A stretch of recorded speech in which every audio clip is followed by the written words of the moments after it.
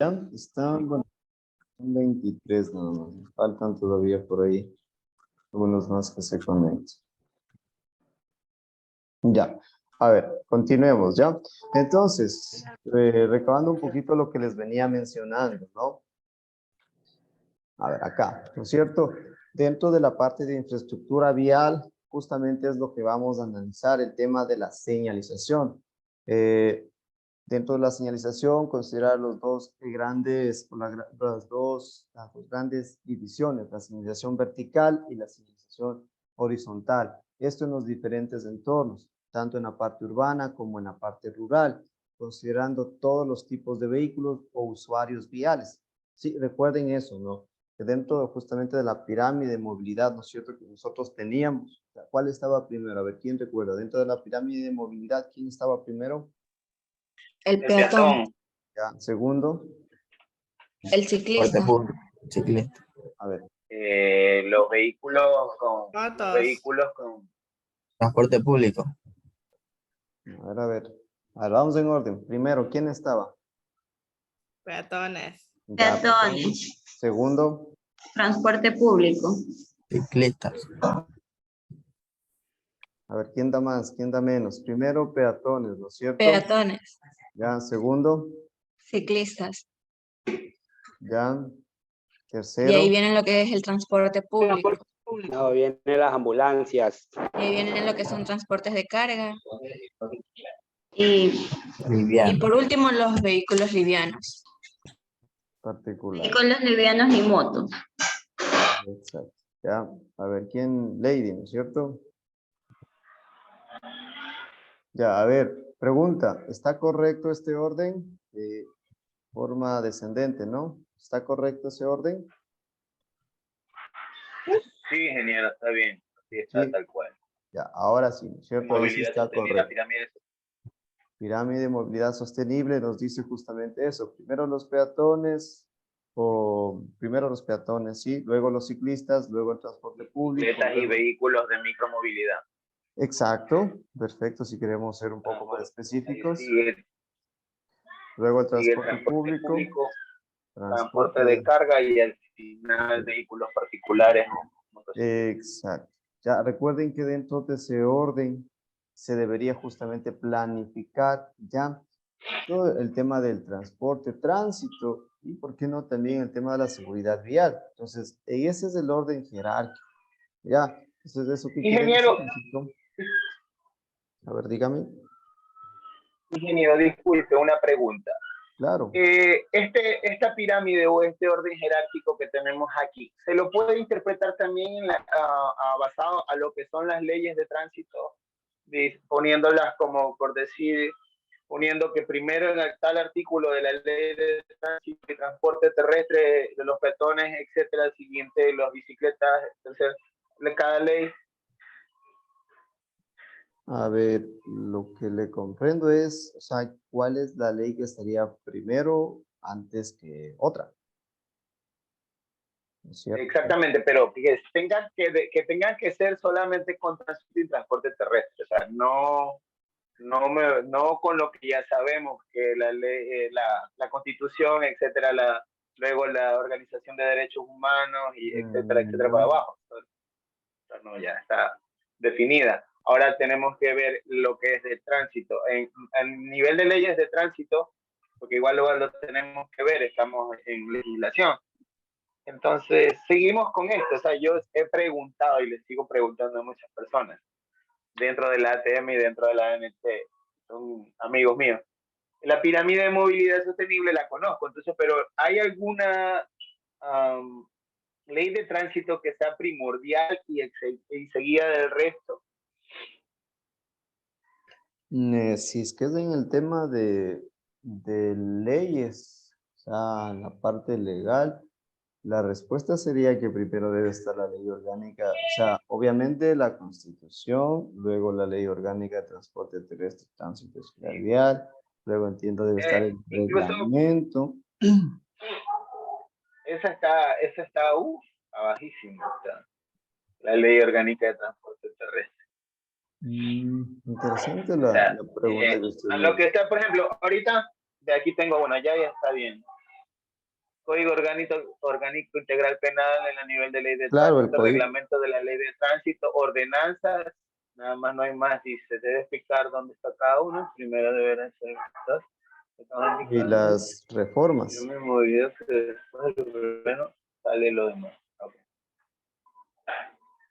Pero sí está, o sea, lo que usted me comenta ahí sería Constitución, la ley, la ley de transporte, el COIP, luego debe estar las reformas, ordenanzas, y creo que ahí cumpliría de cierta manera ese orden que usted lo menciona en un nivel jerárquico.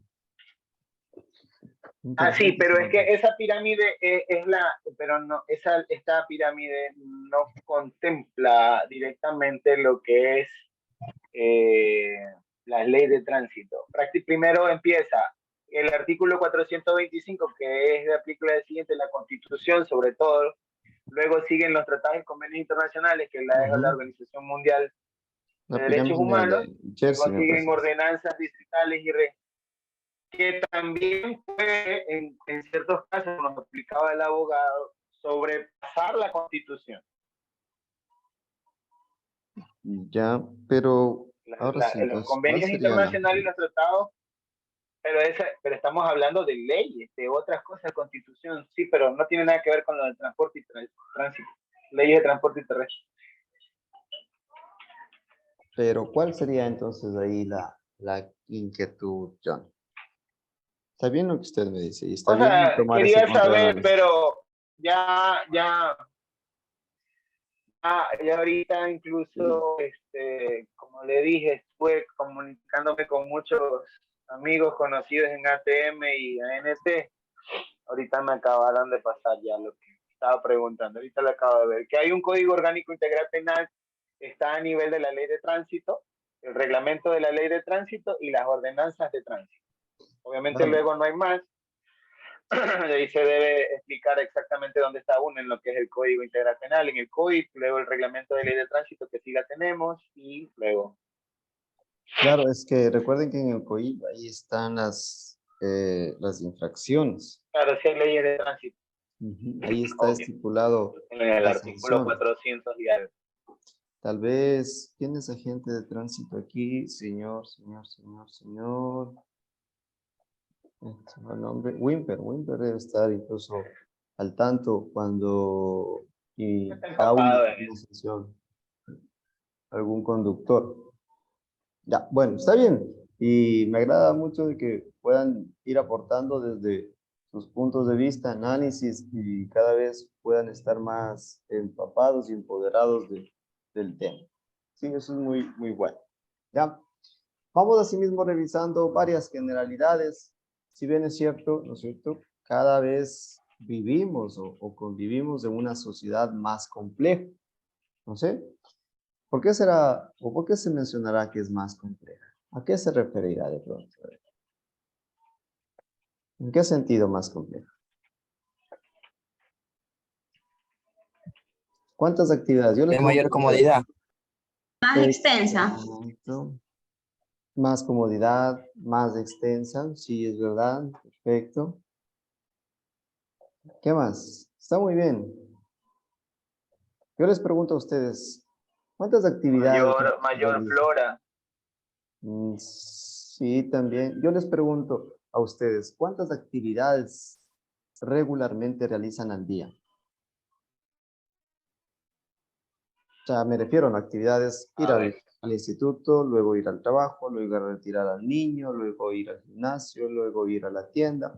Comúnmente, Más de ¿cuántas unas Más de 20 20. actividades diarias. Más de 20. Ya, Sí. Estamos full. ya para quienes inician incluso su día más antes, pueden ser entre 20. De esas actividades, ¿ya? ¿Cuántas de ustedes las realizan caminando? ¿Cuántas las realizan en bicicleta, en transporte público, en vehículo particular? ¿Se han puesto de pronto a analizar un poco esa parte?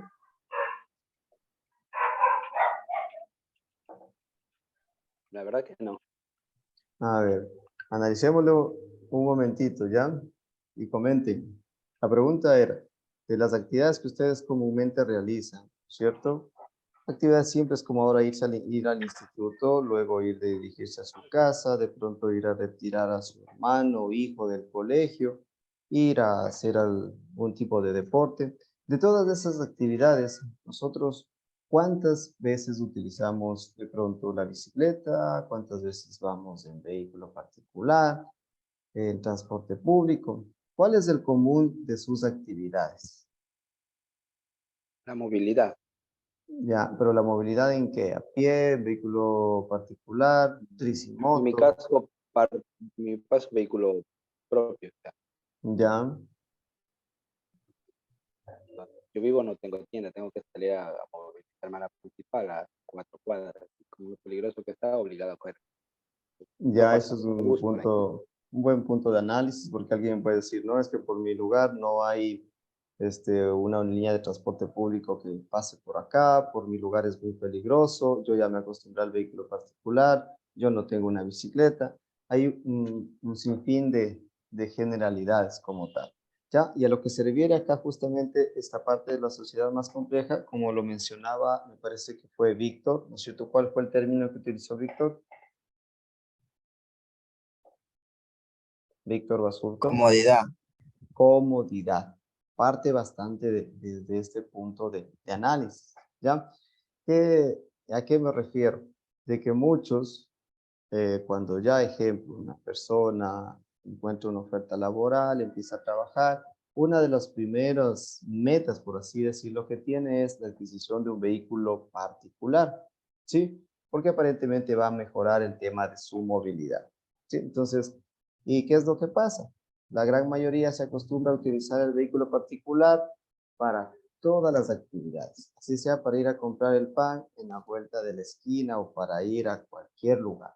Sí, entonces, ¿qué es lo que pasa cuando todos coinciden, o la gran parte coincide en que el vehículo particular es la mejor alternativa de movilidad y que es la más eficiente, la más oportuna y la más rápida?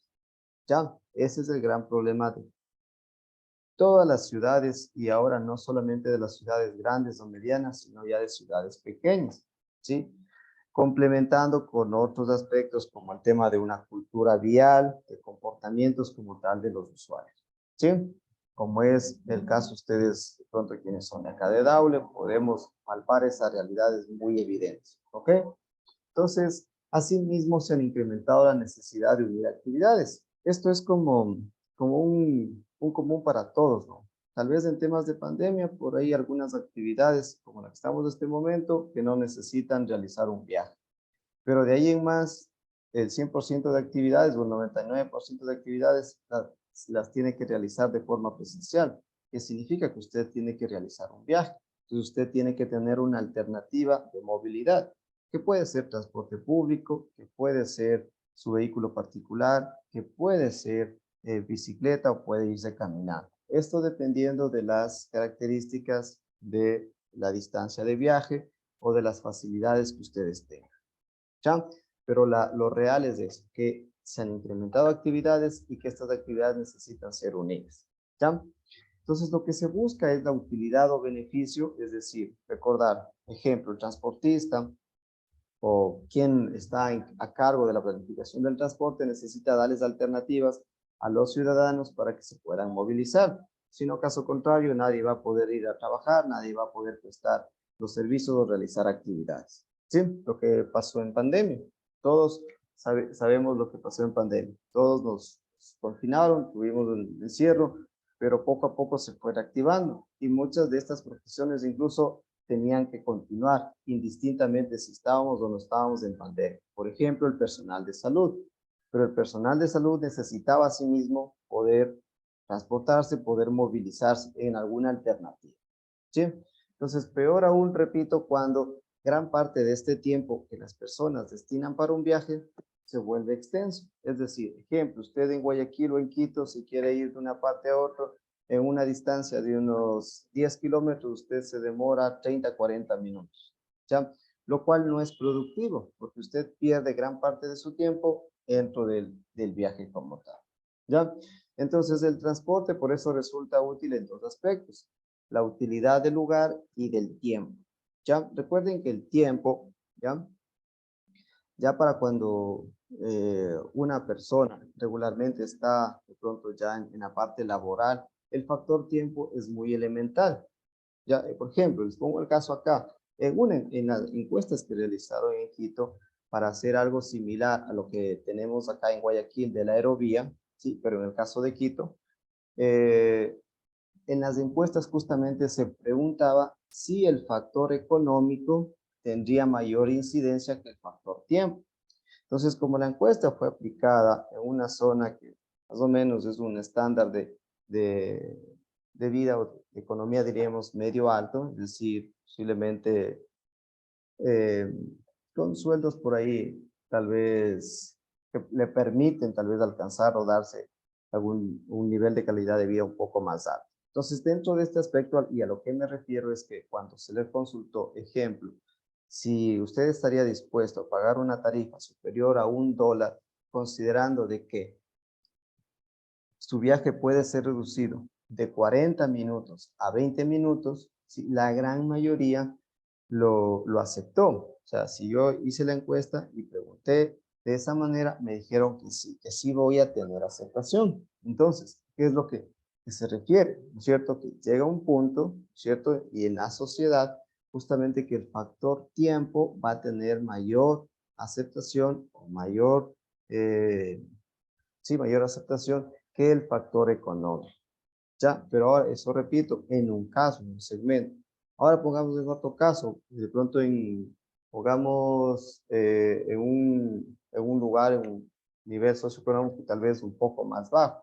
O el mismo caso aquí en Guayaquil, porque la aerovía, uno de sus propósitos justamente fue ese, tratar de alivianar todos los viajes que se realizan desde Guayaquil a Durán y viceversa.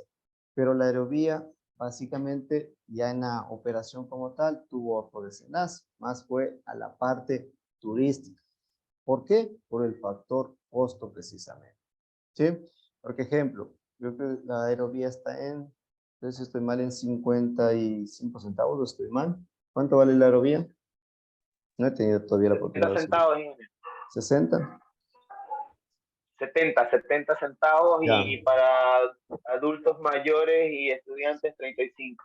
Ya, 70, bueno, pongamos los 70 centavos del rango normal.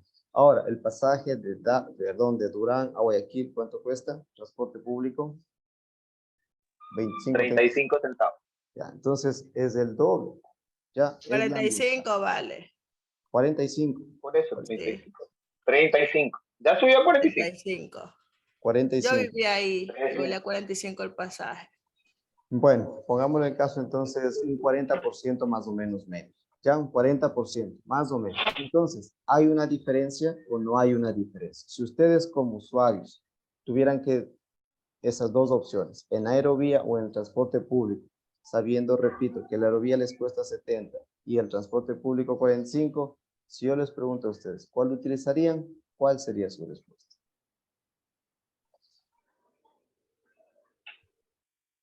¿El transporte público o la aerovía?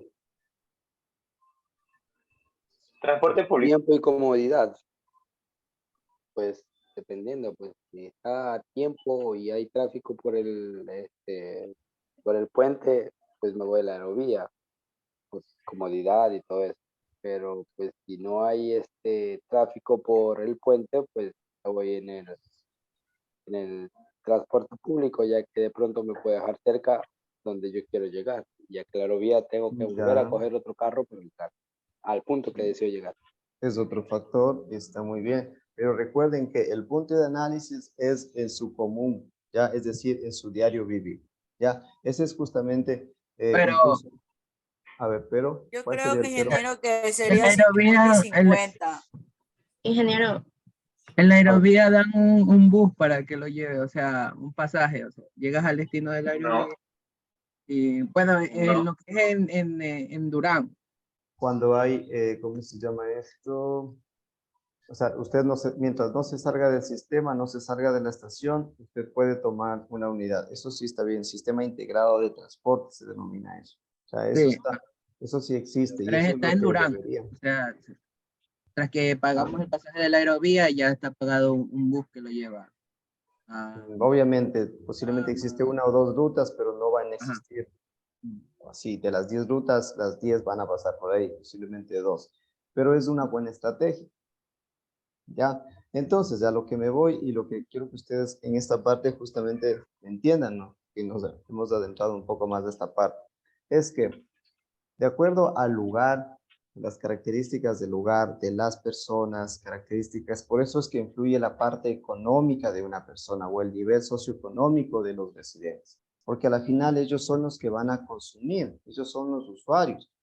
¿Sí? Yo puedo por último poner ejemplo, un metro o lo que sucede en Cuenca, puedo implementar el tranvía, pero si el nivel socioeconómico de la ciudadanía, de los usuarios que son los que van a utilizar, no es para utilizarlo diariamente y tiene más un enfoque turístico, bueno, debería saber cuántos turistas posiblemente me van a utilizar diariamente.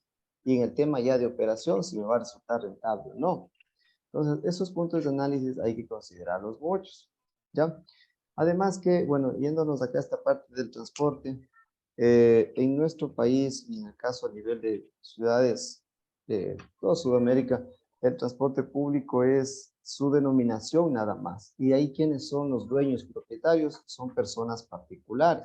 Lo que no sucede en otros países donde el transporte público es como tal y los dueños de unidades y todo son el Estado y solamente contratan sí a conductores, operadores. ¿Ya? Eso yendo un poquito más al tema. Ya regresando, como estábamos mencionando acá, el tema de velocidad, costo, la capacidad del sistema de transporte, entonces son aspectos que van a incidir. ¿Ya?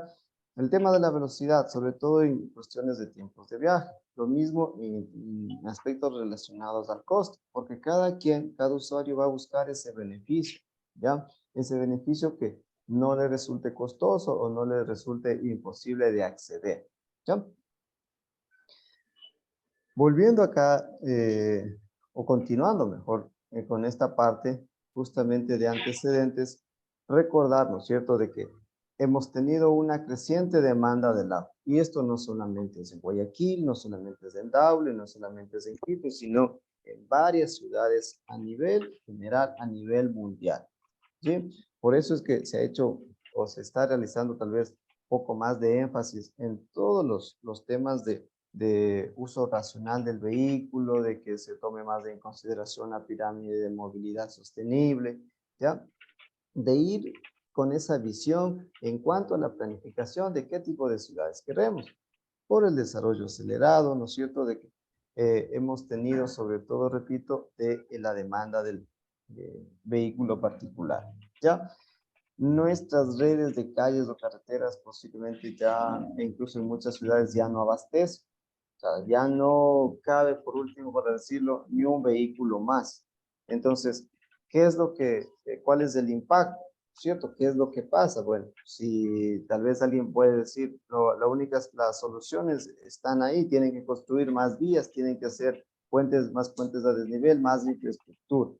Cosa que de cierta manera es un paradigma, o sea, que no es la solución, que aparentemente se ve que tal vez o se cree que esa es la solución, pero tenemos casos y casos en donde sí se evidencia de que eso lo único que genera o incentiva es que más personas adquieran un vehículo, ¿ya? Ahí están casos como en México, ¿ya? Donde gran parte de su infraestructura vial tienen vías de 2 o 3 niveles y no ha solucionado para nada los problemas de movilidad, sino más bien ha incentivado el uso más del vehículo particular, ¿ya? Esto, como lo repito, es en todas las ciudades y países, incluso en ciudades con poblaciones o consideradas relativamente pequeñas o medianas, el problema igual es evidente, ¿sí? Entonces, lo que se busca entonces en esta materia es de cierta manera tratar de apoyar a todo ese problema que genera tanto la accidentalidad como el congestionamiento con el tema de señalización. Y ahí lo que se busca es justamente estandarizar el tema de la señalización vial. Sí, es decir, que si usted se va de aquí, de Daule a Guayaquil, o se va a otra ciudad de la sierra, de la Amazonía, ¿ya? la señalización va a seguir siendo la misma, incluso si se va a otro país. ¿Ok? Y que todos puedan entender, todos los usuarios viales puedan entender e interpretar qué me indica una señal. ¿Sí? En ese sentido, la uniformidad, repito, juega un papel importante de poder interpretar de igual forma toda la información que puedan recibir. ¿Sí? Las entidades de gobierno aquí competentes, conscientes de los altos índices de accidentes y necesidad de ofrecer seguridad e información justamente a los usuarios, incluso dentro de las reformas, ya lo vamos a ver más adelante, aquí ahí especifica gran parte de esto, o sea, por qué necesitamos tomarlo en consideración estos aspectos o estos temas, ¿sí? Con el objetivo de unificar a nivel nacional, regional, nacional e interamericano el criterio de utilización de diferentes dispositivos para el control de tránsito. ¿Sí? Considerando estos dispositivos como tal, el tema de la señalización, ya que no es más que aquello. ¿Sí? A ver cómo se me cambia la siguiente lámina.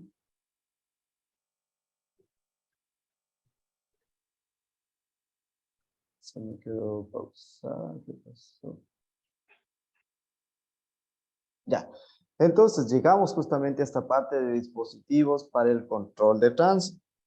¿Ya? Entonces, vamos a ir así mismo desarrollando qué son estos dispositivos para el control de tránsito. ¿Ya? En este sentido, asimismo, consideramos los aspectos de que la demanda creciente del auto es lo que justamente ha desencadenado todos estos problemas del tránsito y que por ello necesitamos que todo el tema al menos corresponde al factor vial o al tema de infraestructura, cumpla con los criterios mínimos o estándares mínimos de seguridad, ¿sí? Por ejemplo, y aquí vamos a irlo desarrollando de la siguiente manera. Ustedes se han viajado de acá a la sierra o han viajado sobre todo ya en la parte de una región a otra o de una provincia a otra. Todos creo, ¿no es cierto? ¿Sí? ¿Se han viajado? ¿Quiénes son conductores? Yo, ingeniero, dígame. Ya, a ver, por ejemplo, ¿cuál es el hábito que usted tiene al momento de conducir? O sea, en el tema de señalización. Ah, ok, tema de señalización. Bueno, aparte, bueno, como experiencia, la primera vez cuando viajé para Quito manejando, pues me guié con el GPS, pero entendí por la mala que el GPS no es 100% exacto.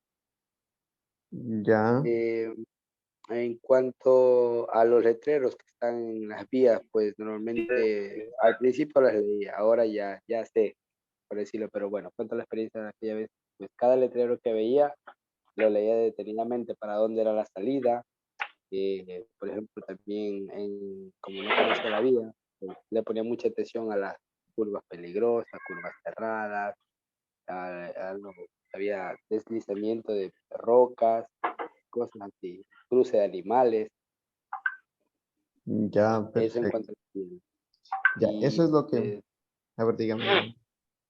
en cuanto también a luz, porque hay muchos letreros ya de Santo Domingo para arriba que dice, utiliza luces apropiadas, ya que ese sector es baja la neblina.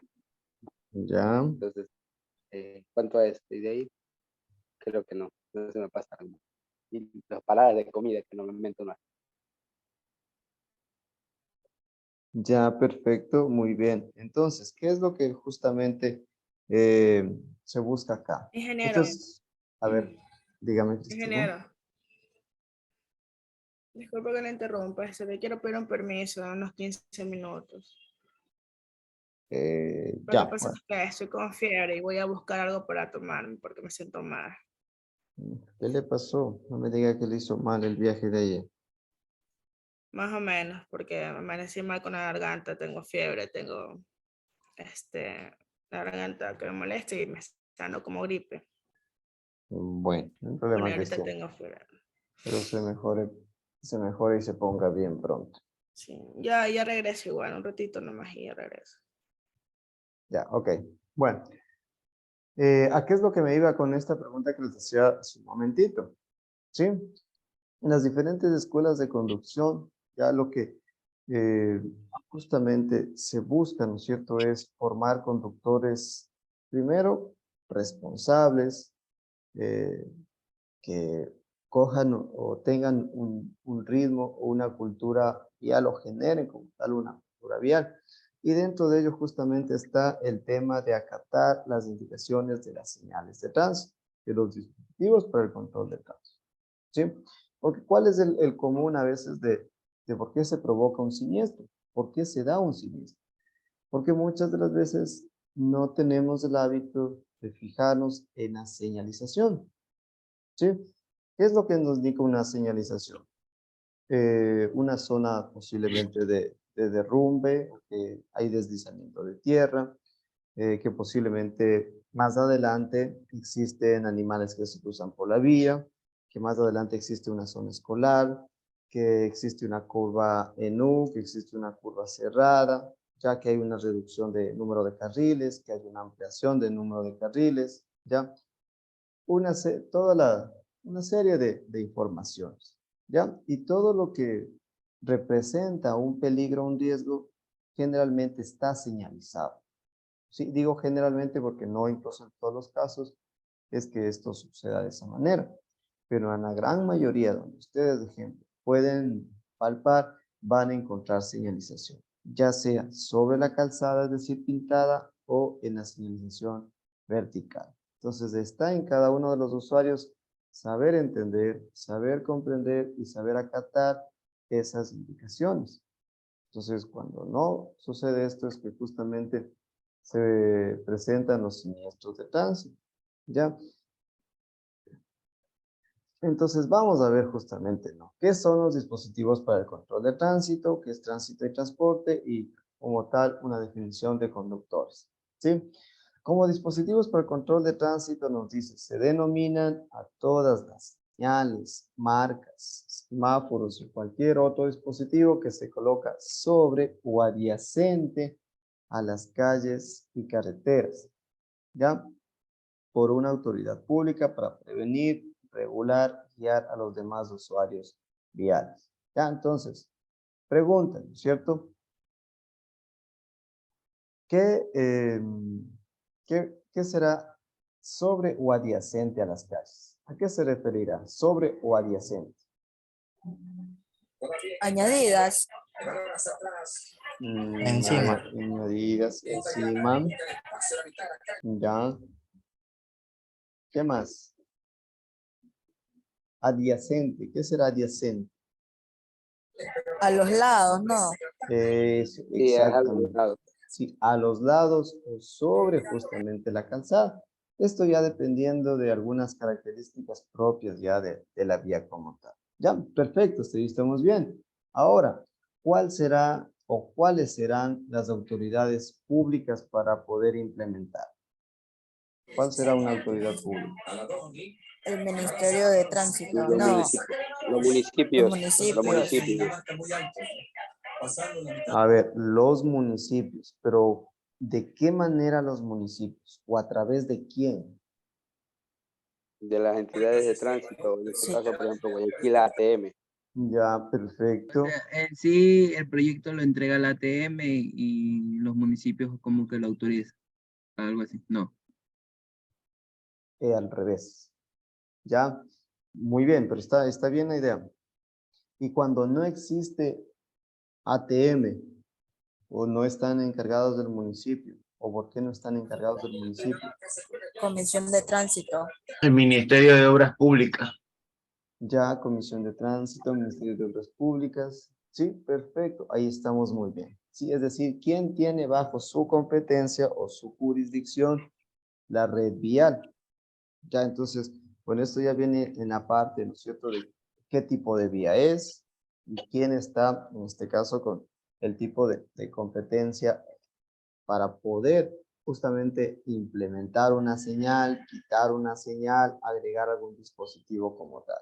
Sí, ese es, por ejemplo, cuando la ciudadanía, ¿no es cierto? Vamos a un caso, dice, a ver, por acá solicitamos un semáforo o algún dispositivo que nos ayude porque existen siniestros, han existido 5 en el último año. Entonces, ¿qué es lo que sucede? Dirigirse o se debe dirigir a la entidad responsable o quien está encargado. ¿Sí? Porque yo no puedo, ejemplo, como tal vez la ATM Guayaquil no puede venir a implementar una señal acá en Daule, ¿cierto? Eso es inaudito, no está dentro de sus competencias. Lo mismo entonces sucede en la red vial, que debe tener en claro hasta dónde llega su nivel de competencias para poder implementar una señal. ¿Ok? Esto, vuelvo y repito, con el objetivo de prevenir, regular y guiar a los demás usuarios viales. Por acá también dice, los dispositivos de control indican las precauciones, es decir, las prevenciones que deben tener en cuenta, las limitaciones, es decir, restricciones que gobiernan el tramo de circulación y las informaciones, es decir, las guías. Prácticamente lo que nos menciona acá es que tenemos 3 tipos de señales a nivel general o como un estándar a nivel, podríamos decirlo esto a nivel mundial. ¿Sí? Esto puede haber un cambio ligero, una variación de una región a otra.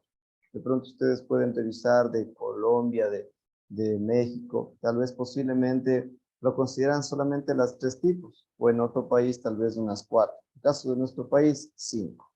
¿Ya? Ahora, tránsito y transporte. Del análisis de situaciones reales o casos de accidentes de tránsito que cobran estado público, se pueden observar distintos aspectos, intervinientes en la circulación prudente y considerar cada uno de los factores. Aquí aparece justamente factor humano, ambiental y vehicular. Estos 3 factores ya no se vayan a olvidar, incluso se los denomina como tal la trilogía vial. El factor humano, el factor ambiental y el factor vehicular. ¿Ya? Poniendo en cuestión las pautas culturales, las normas y responsabilidades de conductores, pasajeros y peatones. Ahora, ¿qué nos dice finalmente de conductores? Antes que se nos vaya el tiempo. El comportamiento humano es un factor de riesgo en accidentes de tránsito.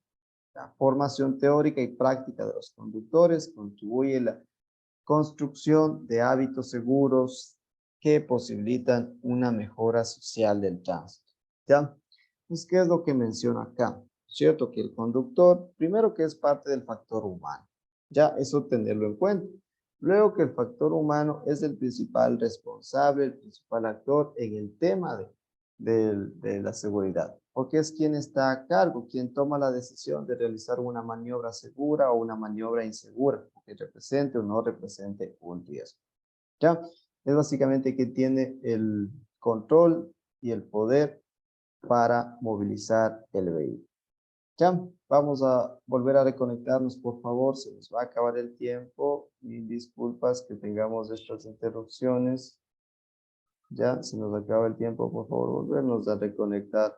Daré 5 minutos para que tengan un pequeño break, tomen aire y vayan a tomar agua o algo. ¿Sí? 11 y 12, 11 y 20 ya, 11 y 20.